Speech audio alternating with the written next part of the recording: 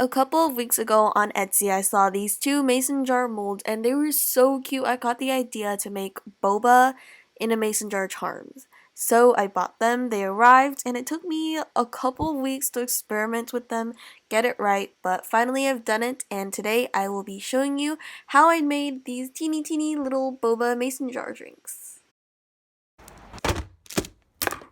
Whoa. This is so cute. This is so dainty.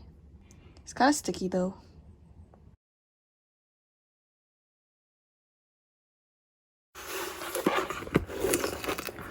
Ta-da!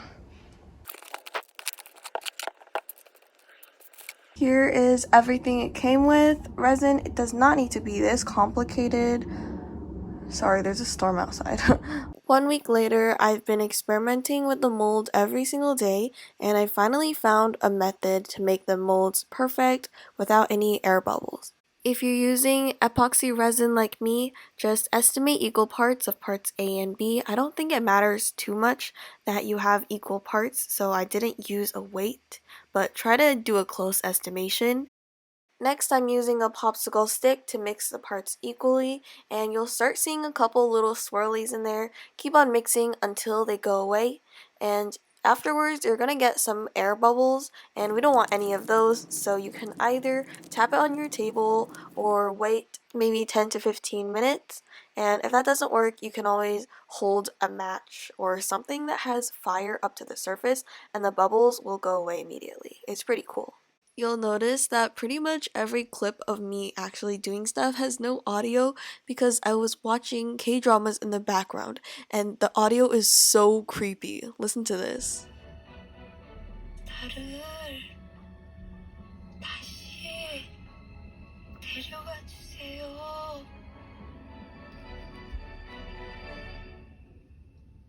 And then after the handles, I put the two halves together, secured them with a rubber band, and then poured the resin in. You can always scoop it, but I find that that makes more bubbles.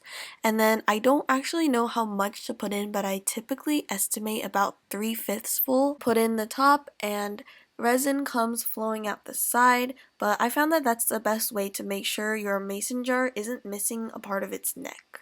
Let the resin harden for however long the box says. The next step is making the ice cubes, and to do that I use 2-part Amazing Mold Putty. If you don't know what that is, it's just these two little doughs you mix equal parts and it will form a silicone mold. I wore a glove for this part because I hate the oily feeling that it gives my hands.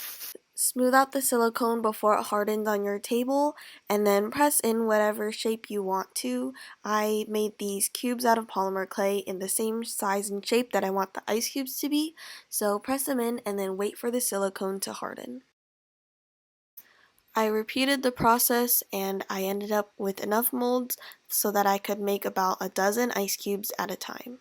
The next step is to fill the ice cubes with resin, and it's a good way to use up leftover resin so that none of it goes to waste. I also made these two molds for clear straws. They look super strange like baguettes with a slit down the middle, but I basically just made straws out of polymer clay and then molded them in, cut a big line so that I could fill it with resin. I leave my resin to cure in this hallway closet because I don't want it to be in my room while I sleep, just in case if there are some fumes or toxic things. And then during the cleanup process, wrap your dirty things in paper because you do not want them to harden on the inside of your trash can.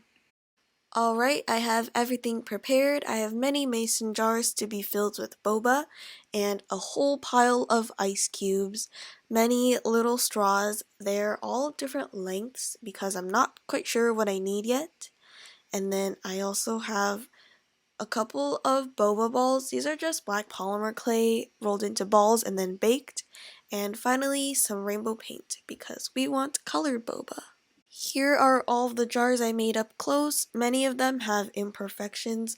For example, this one, it had bubbles along the top, so I just cut the top off and it's a teeny bit shorter than the rest. Oh yeah, this one's really bad. I still need to trim that one. But the recent ones are getting better. The older ones, they are my first few attempts, so they're pretty ugly. And here's the fun part. I'm gonna teach you how to make a couple of boba drinks. And now I will shut up so you can watch the video.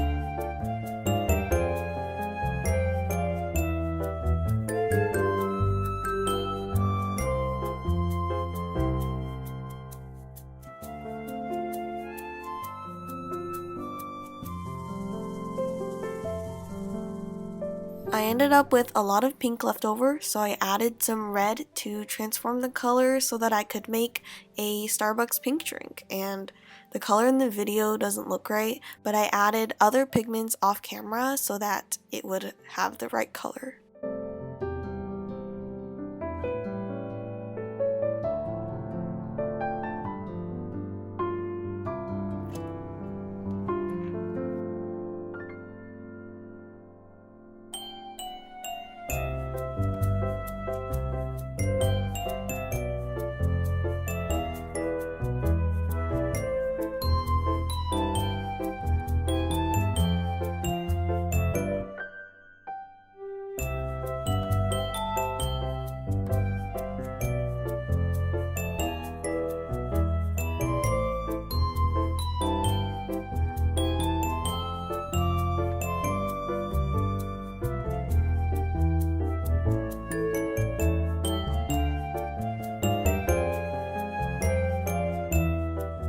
Next, we're going to make a drink that reminds me of the Ajax orange dish soap, but this one is actually my favorite, so just wait and see.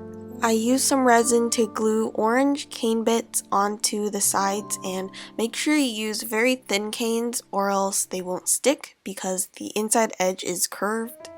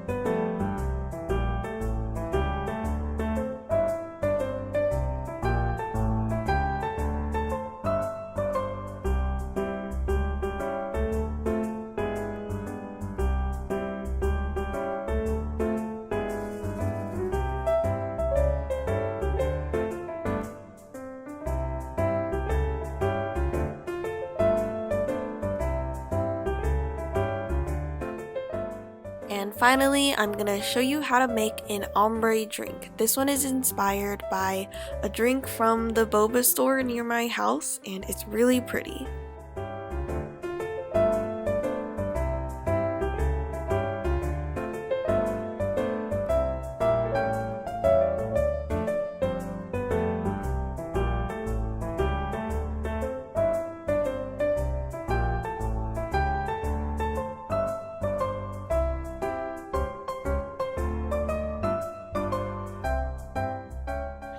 And these are the 5 drinks that I showed you how to make today. Stay tuned sometime next week. Oh, I don't know. My ACT's coming up, guys. I have no plan. Sometime soon for a charm update with all 15 or so of these boba drinks that I made. Alright, see you guys next time. Bye!